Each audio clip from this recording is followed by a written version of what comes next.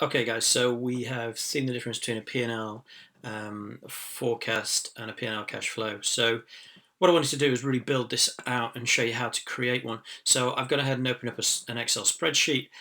All I've done is given it a title, P&L forecast account FY17, FY standing for financial year, because the year, my financial year is going to end in March 2017. It is for Cheesley.com, which is one of our favorite companies at Entrepreneurial Spark. It is made up, so don't jump online and try and search for it. Okay, so starting with my initial assumption, and that was that I wanted to get to 62,500 in shop sales.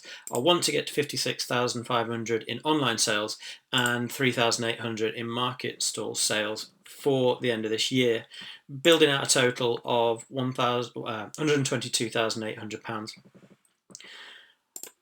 I've had a look at the figures that we're already trading on, so April, May, June and July so far. Here are my figures. So this gives me a real reference point for what the rest of the year is going to look like, guided by, yes, of course, some assumptions. I'm assuming that because when we get towards Christmas, party sales and gift buyers will start buying up my cheese, and that will mean that I will increase my sales fairly well from July through to December. So I've put in quite a bold figure of £10,000 in there. The online sales will also increase simply because of the gift market again through Christmas.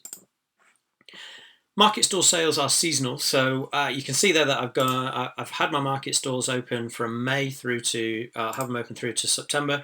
Then I've got one that's going to be done in December, which is going to be a Christmas market, and then one for Easter next year.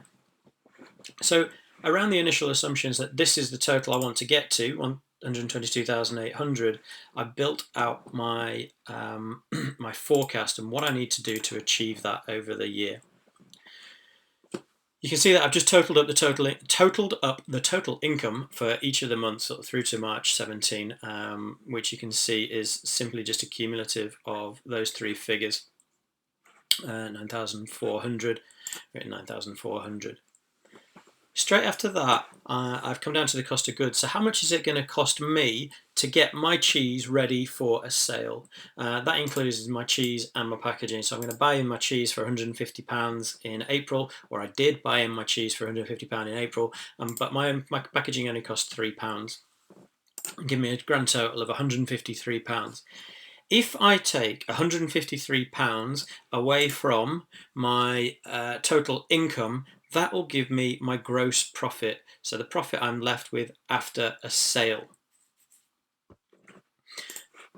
Therefore, quite a high margin of 89.8%, which gives me a gross profit of 1,347. You can see I've built that out throughout the year, and my GP percentage looks pretty flat all the way through.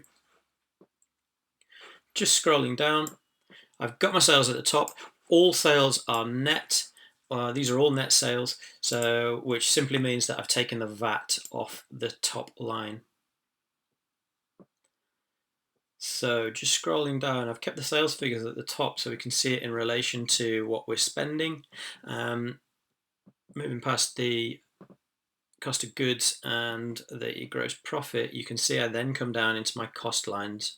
So this is anything that's going to cost me money to create a sale. Anything that the company is going to incur a cost of goes into my cost line. These are variable or fixed. It doesn't matter. They all come under the cost line. So advertising is going to cost me cash, payroll, energy, rents, maintenance of my property.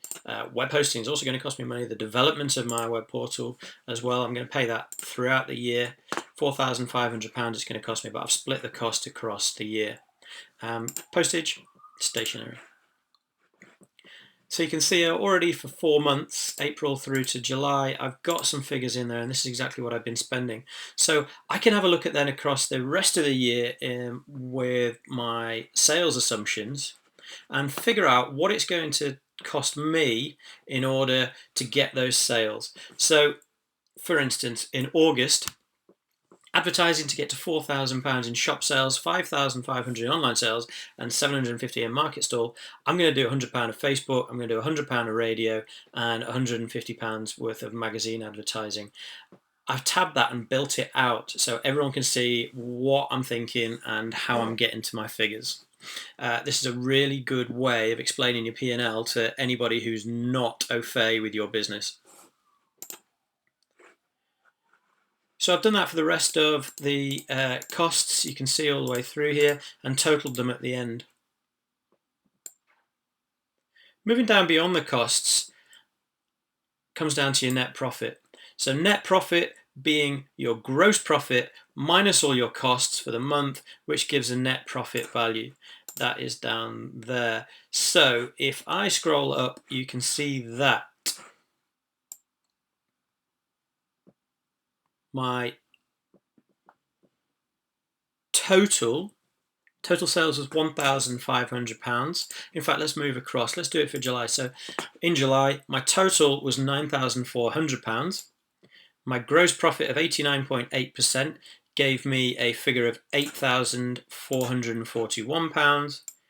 And if I was to take all of my costs off my gross profit, costs being £2,916, that gives me a net profit of £5,525. That is simply how you would build out a P&L, where to place things, how the structure is, and where the assumptions come in. I would do this for up to 3 years if you're feeling adventurous, but definitely start with 1 year, make your initial assumptions on where you want to be, and then work it back throughout the month. If you do have previous sales, then you can really utilize them to forecast what you're going to do for the rest of the year. Anyway, over to you guys. Please download this video and walk yourself through it. But I produced this within 15 to 20 minutes, so it's not difficult. Get yourself out there and have a go. Thanks very much.